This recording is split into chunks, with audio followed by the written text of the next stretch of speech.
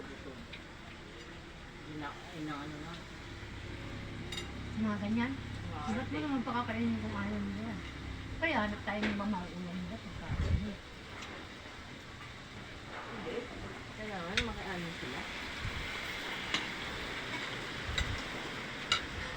Hindi niya alam yung mga gusto na, wala mong vitamin C. Ayan. Mga Ayan, yung frozen. turista na ano, nasa lungo. Ayan sila.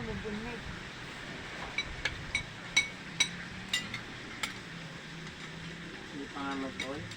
Ay, yung nasuntok ng isda kanina, iyak-iyak. Ayun, sarap yung sarap.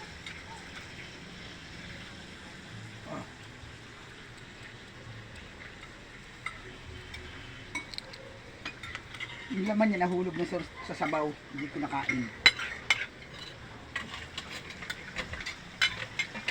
Tali na rin. Kumain sa akin.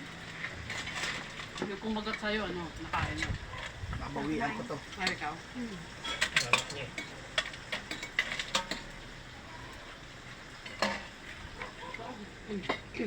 Hindi ka nakain yung sabaw. Hindi pa. Hindi pa pwede maghalo. Okay.